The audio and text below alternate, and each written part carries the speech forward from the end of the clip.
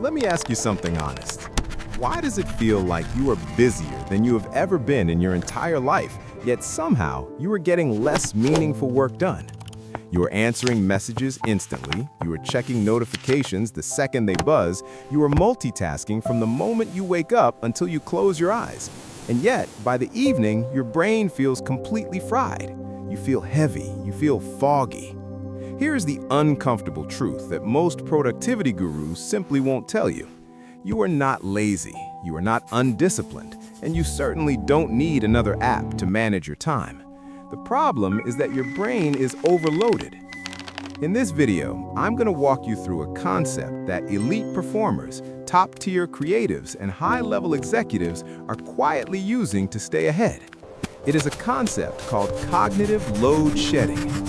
By the time we finish today, you will understand why working harder is actually making you less productive and how doing less mentally can unlock deeper focus, creativity, and clarity, especially as we move into the fast-paced world of 2026. Stay with me because the framework we are going to cover isn't just theory. It is something you can apply the moment this video ends to get your brain back. We currently live in what researchers call the always-on economy.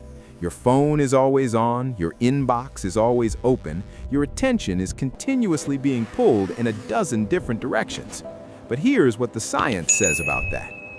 According to research from the University of California, it takes an average of 23 minutes and 15 seconds to fully refocus after a single interruption. Just let that sink in for a second. 23 minutes. Now think about how many times a day you switch tasks.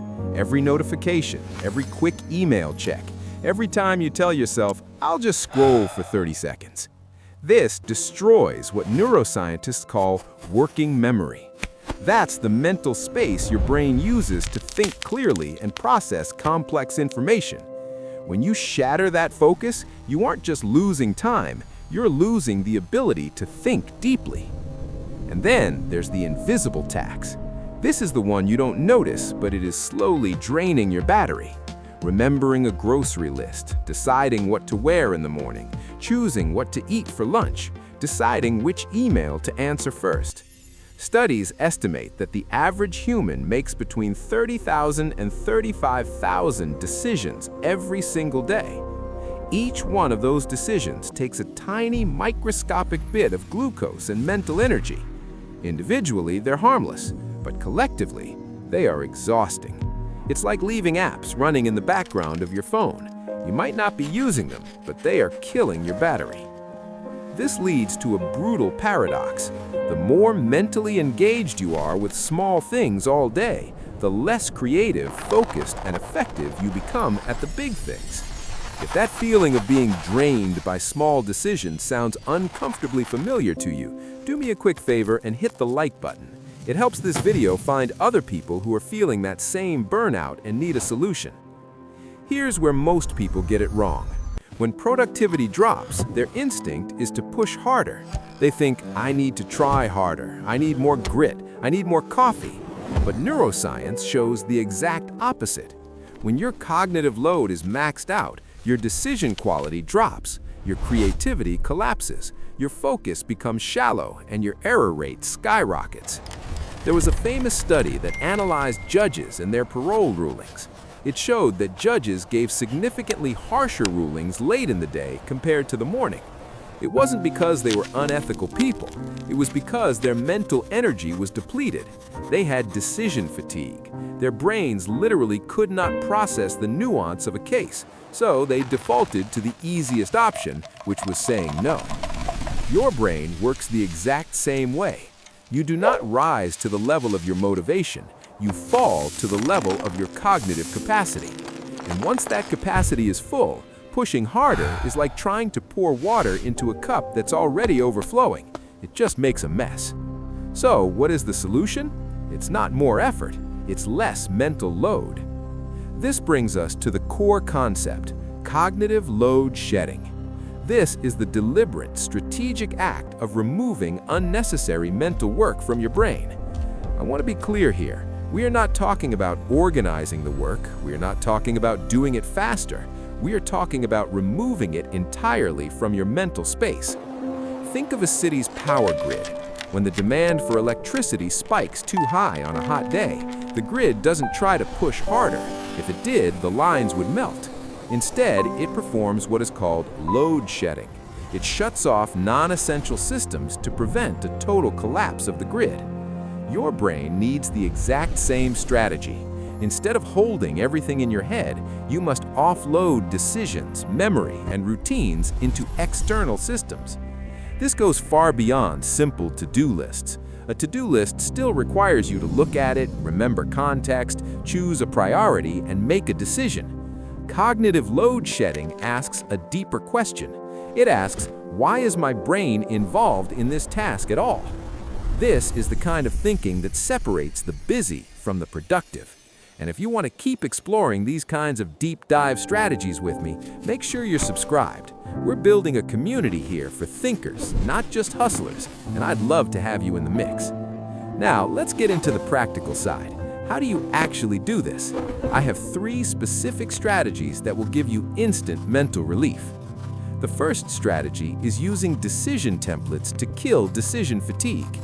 Have you ever wondered why Steve Jobs, Barack Obama, and Mark Zuckerberg were famous for wearing nearly the same outfit every single day?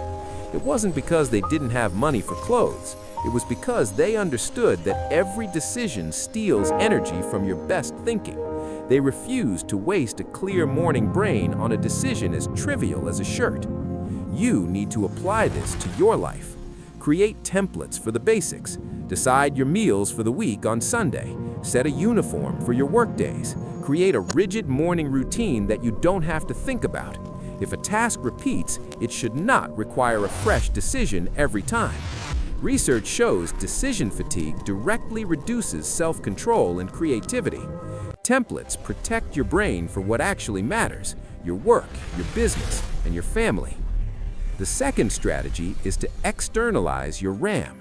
You need to stop using your brain as a storage device.